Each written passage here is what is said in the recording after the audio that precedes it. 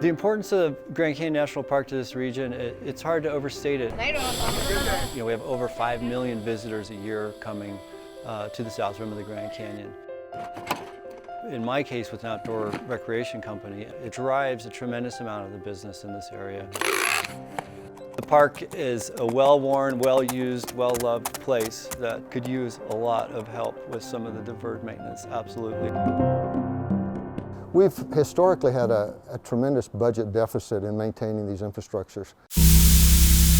But here on the Grand Canyon, our primary focus or our primary issue that we have to deal with is the Trans-Canyon Pipeline.